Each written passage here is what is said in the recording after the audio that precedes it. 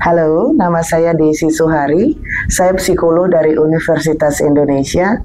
Saya pernah mengikuti Emotional Skill and Competence serta Evaluating Truth and Credibility dari Paul Ekman International. Profesi saya sekarang sebagai seorang facilitator dan juga associate facilitator untuk Mitologi Inspira. Hari ini saya akan membahas mengenai emotional intelligence.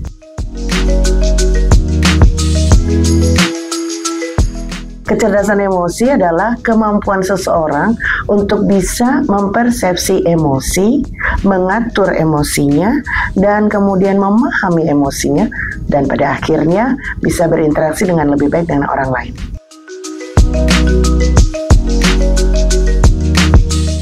Belakangan, orang makin menyadari pentingnya mempelajari emotional intelligence.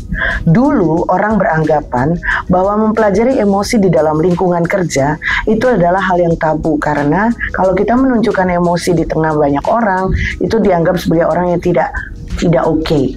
Tetapi belakangan ternyata ditemukan bahwa IQ menempatkan kita pada posisi kita sekarang. Tetapi suksesnya kita tergantung dari bagaimana kita memahami emosi kita sendiri, memahami emosi orang lain, dan pada akhirnya meregulasi diri dan beradaptasi dengan orang lain. Dan ternyata penelitian menunjukkan 80% kesuksesan seseorang ternyata tergantung dari emotional intelligence.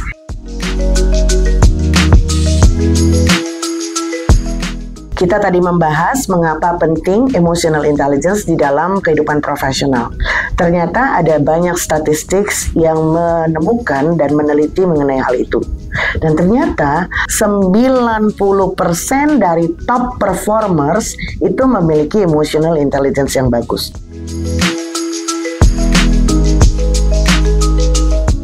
Kalau kita memberikan pelatihan tentang emotional intelligence, sebetulnya kembali lagi kepada apa tujuan dari pelatihan itu sendiri.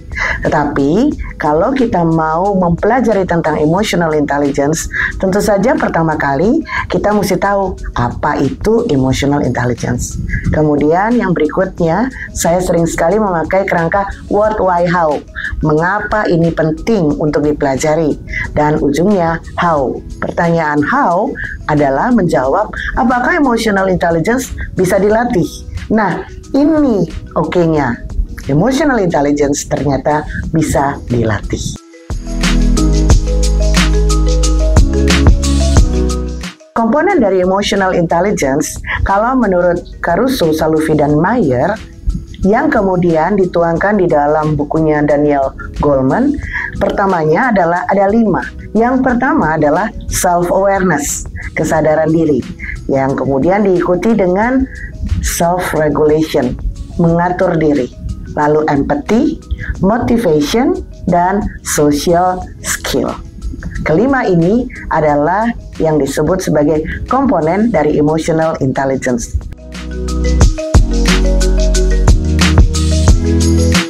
Untuk bisa mengasah kecerdasan emosi secara rutin, pertama-tama kita perlu dulu mengenali dan mengamati perasaan kita setiap saat.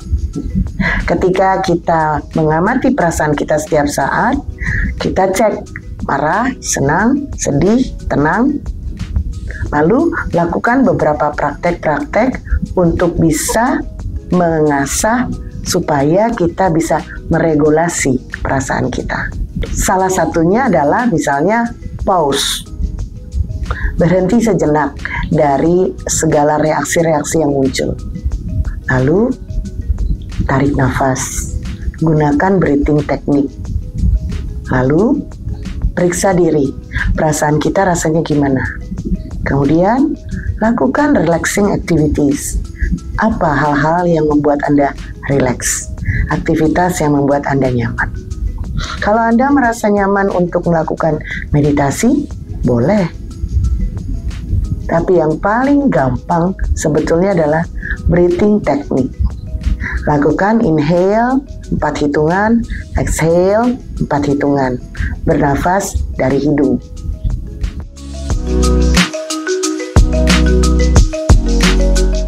Dalam konteks profesional, automatically seorang pimpinan, seorang karyawan penting sekali untuk bisa meregulasi emosinya, mengatur emosi, memahami orang lain dengan memahami dirinya sendiri. Dan akibatnya, dia akan bisa beradaptasi dengan baik dengan orang lain.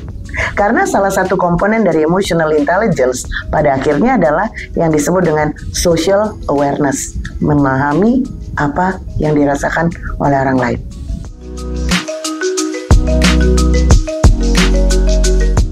Tekanan dalam hal ini disebutnya stresor. Bisa dalam berbagai macam hal. Salah satunya deadline. Deadline dari tugas. Ketika kita menghadapi deadline dan kita menghadapinya dengan, kalau bahasa gampangnya nih, kemerungsung, maka pasti nggak akan selesai. Dalam hal ini, kita perlu mengasah emotional intelligence kita dengan cara yang tadi, breathing technique. Stop dulu sebentar, berhenti, kalau perlu mundur dulu sebentar, lalu ambil nafas, buang, ambil nafas, buang. Dan ketika kita sudah mengambil nafas, buang, maka sebenarnya kita sedang merilekskan perasaan kita yang tadi tanda petik kemerungsung. Dan kemudian karena perasaan kita sudah tenang, maka biasanya pikiran terang.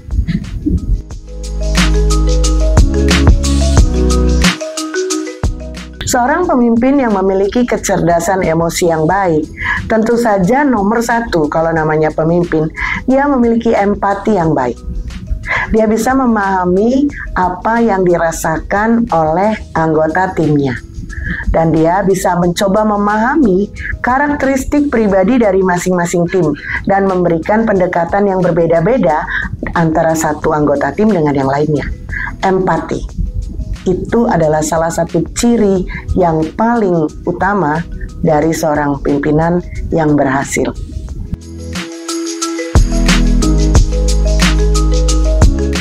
Para pemimpin di organisasi kita yang ingin kita latih agar emotional intelligence-nya berkembang dengan baik, maka perlu dirancang suatu metode pelatihan yang memberikan pendekatan yang sifatnya lebih halus, di mana setiap orang diminta untuk bisa menyadari emosinya, mengatur emosinya, meningkatkan empatinya, dan pendekatan-pendekatan serta metode pelatihan yang diberikan biasanya memang menggunakan beberapa teknik yang halus.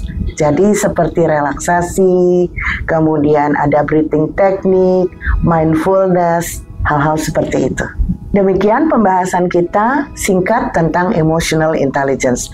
Mudah-mudahan bermanfaat dan seolah-olah emotional intelligence itu sesuatu hal yang baru ya. Padahal ternyata saya mau ambil sebuah quote dari Aristoteles. Aristoteles kita tahu adalah Greek philosopher dari zaman Yunani kuno.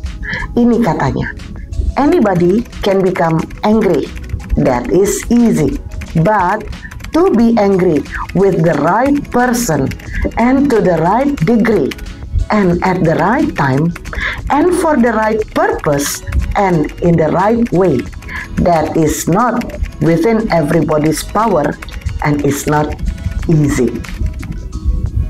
Saya Desi Suhari untuk Mitologi Inspira.